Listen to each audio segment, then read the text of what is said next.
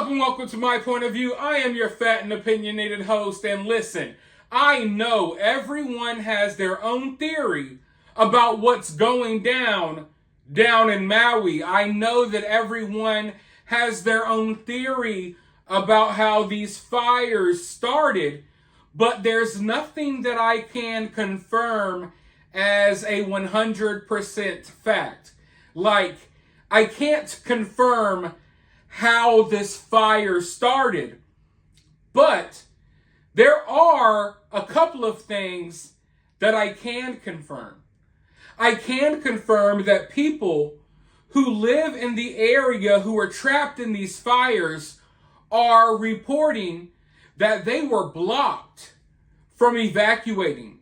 They are reporting that law enforcement stopped them from escaping the fires.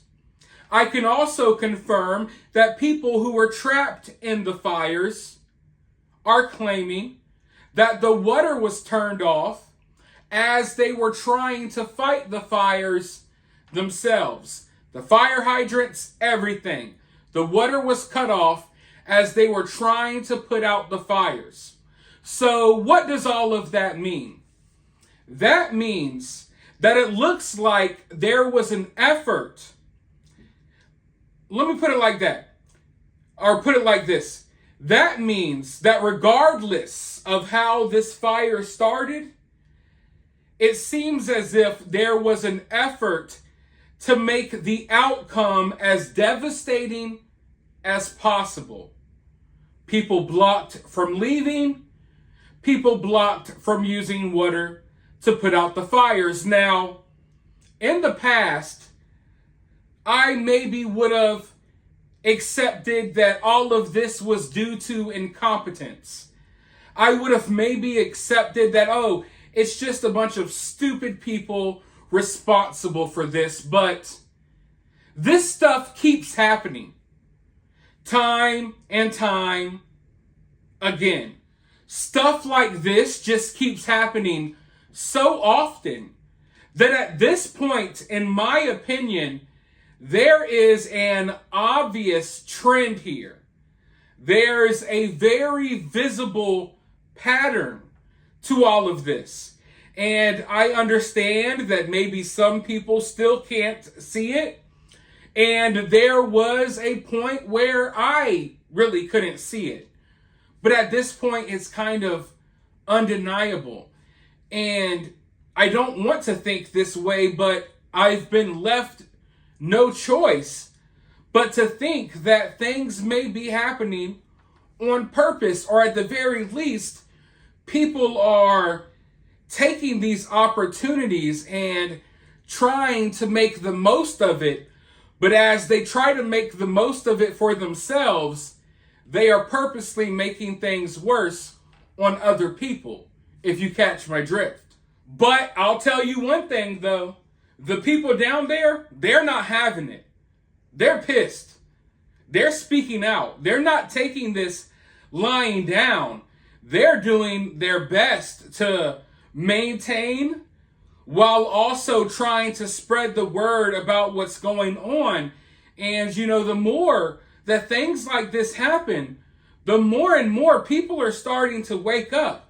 People are starting to see the bigger picture. People are starting to connect the dots. People are starting to realize that something is going on here, whatever that something may be. But for now, I want you all to listen to this clip really quick, because this woman speaks about what's going on down there. She lives in the area, so she can tell you better than I can. And you're going to hear from the horse's mouth that, yeah, they're blocking people from leaving. They turned off the water.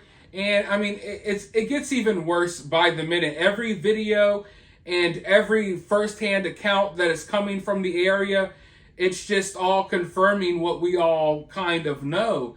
And that's that we're being lied to about what's going on. But I'm going to roll this clip really quickly, and then I'll be right back with more thoughts. They've confirmed 106 loved ones have passed in the Lahaina fire.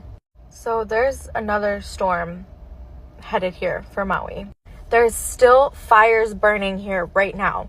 The one in Kula is like 60% contained, I believe, and the one in Lahaina is like 80%. So more information is coming out every single day, and basically what we found out, we already kind of knew from residents telling us that were in Lahaina saying, hey, we were trying to hose down our houses, but all of a sudden the water turned off. So water was turned off in Lahaina and in Kula, and the county of Maui did not approve more water to be sent to those areas in order to fight the fires. Maui has so much natural water resources, but the problem is that water rights are stolen from so many communities and redirected. The water is sucked up and literally brought directly into the resort so they can have rolling green hills and can accommodate thousands of visitors. Lahaina used to be wetlands. It was not a desert and dry like it is now. They drained the wetlands and they redirected all the water to the resort towns. This devastation is directly linked to billionaires that are here, corporations that are here, the corrupt government. This is all having to do with greed. This climate change, it's all about greed. We're starting to get angry. We are starting to get so fucking angry. We are getting no help. We're getting no help, and all of this could have been prevented. And we're finding out more and more and more. Why were the sirens not turned on? We got no warning. The only warning was people looking out their window and seeing flames and literally having to run out. Some people ran out with no clothes. That's how little time that they had. FEMA and Red Cross, they're taking shipping containers that we're receiving at the... I'm going to be honest with you all here. You know, I hate to say it, but this situation is going to get very, very ugly. We are going to witness greed on a whole nother level. It is already taking place. This is going to be, I think, a very eye-opening situation for so many people, especially the people of Hawaii. If their eyes weren't already open, they're going to be wide open now. This is one of those situations where we see these devastating situations from time to time. And, you know, the response to these situations aren't always the best.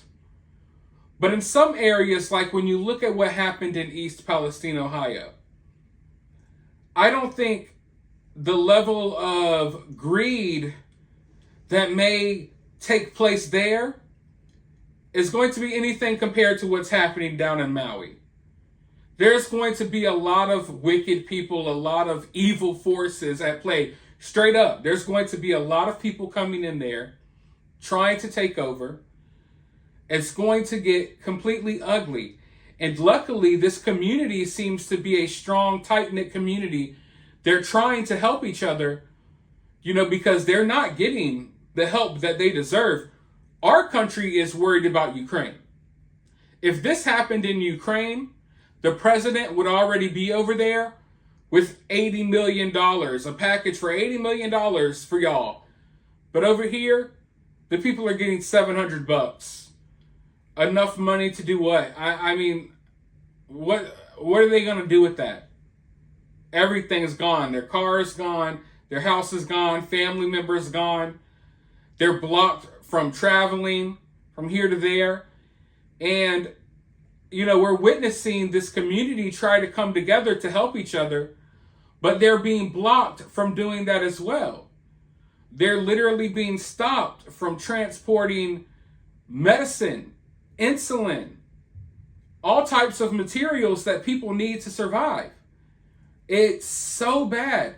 It's messed up on a whole nother level that I can't really even properly put it into words. But as frustrating as it is for me just to see this take place, I can only imagine how it feels for the people on the ground, especially the people who are like on jet skis trying to travel around police checkpoints to get some people, you know, some noodles or a meal or something. Like, it's crazy. It's absolutely crazy down there, and the people are upset.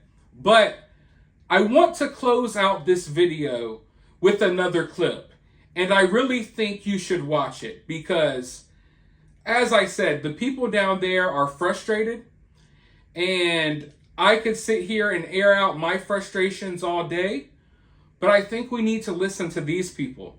I want you all to listen to what this guy has to say, and I'll talk to you all in the next video. Shit. No more nothing for us anymore in the ocean except sunscreen. So let us get back to our island. We can survive. If the United States government don't like help us, maybe Japan going, they love Hawaii. Maybe one other country, but it's if they can freaking take care of Ukraine, yeah, $40 billion go to Ukraine. Fucking shit ain't coming to us. What the fuck? My tax-paying money for 60 fucking years don't mean shit. But they're gonna take care of Ukraine, 40 fucking billion. But nobody's still here to take care of us. We're suffering. All this shit we gotta do on our own. Now they come. Oh no, we like political. Oh, FEMA coming, Red Cross coming. None of these caravans can come in. Oh, political. When I hear you guys talk, I like mention some names. I don't more love for you guys. You guys full of shit. You guys reading something off on paper. I never feel sincerity or emotion. But my sister died. The first picture they saw of somebody dead.